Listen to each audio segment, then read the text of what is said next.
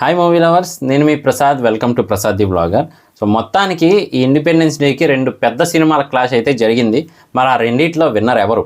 So మీరు winner అనుకుంటున్నది అయితే కింద కామెంట్ చేయండి. విన్నర్ అంటాం కంటే కూడా ఏ సినిమా బాగుందని క్లియర్గా మాట్లాడుకోవడం బెస్ట్ అనమాట.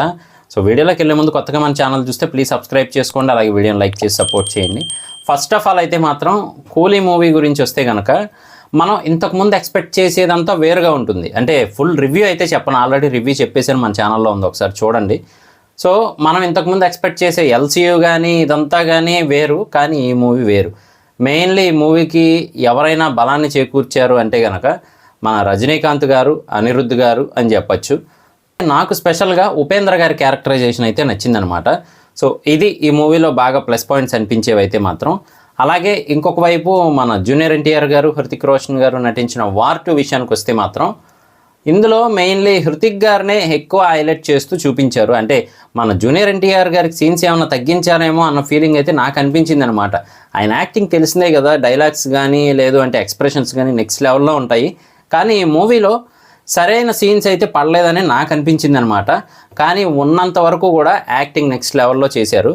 పెద్ద మైనస్ ఏంటి అంటే మాత్రం ఈ మూవీలో అనవసరమైన చోట హెవీగా అయితే గ్రాఫిక్స్, అదే విఎఫ్ఎక్స్ షాట్స్ అవన్నీ పెట్టడము, లౌడ్ మ్యూజిక్, చాలా అంటే చాలా లౌడ్ మ్యూజిక్ పెట్టేశారు. నిజానికి మన జూనియర్ ఎన్టీఆర్ గారికి సరైన ఎంట్రీస్ మన తెలుగు సినిమాల్లోనే ఉన్నాయి. ఇందులో బాగా హెవీగా చూపించాలని ట్రై చేశారు, కానీ ఇందులో మాత్రం అది వర్కౌట్ అవ్వట్లేదు అని నాకైతే అనిపించింది చూస్తున్నంతసేపు కూడా. కానీ లాస్ట్ క్లైమాక్స్లో ఆయన యాక్టింగ్ ఉంటుంది, ఆ మంచు ఫైట్ ఏదైతే ఉంటుందో అక్కడ, అది మాత్రం పీక్స్ అని అయితే చెప్పచ్చు. సో ఇక ఓవరాల్గా రెండు మూవీస్ విషయానికి వస్తే మాత్రం కూలీ ఎక్స్పెక్టేషన్ అందుకోలేకపోయిందని అయితే చెప్పచ్చు. రెండు మూవీస్ కూడా అంటే మనం పే చేసి వెళ్ళే టికెట్కి వర్తా అంటే మాత్రం కొంచెం తగ్గుతుందనే అనిపించింది అనమాట.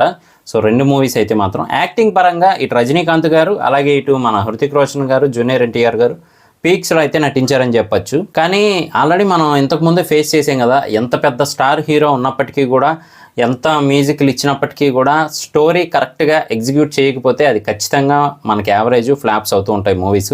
సో ఈ రెండు మూవీస్ కూడా అలాగే అనిపించింది అనమాట. సో మరి మీకేమనిపించింది అనేది కింద కామెంట్ చేయడం మర్చిపోకండి. ఇది కేవలం చూసిన తర్వాత నాకు యాజ్ ఏ కామన్ ఆడియన్గా అనిపించిన రివ్యూ మాత్రమే. నేను మీ ప్రసాద్, మళ్ళీ నెక్స్ట్ వీడియోలో కలుస్తాను. Love you all.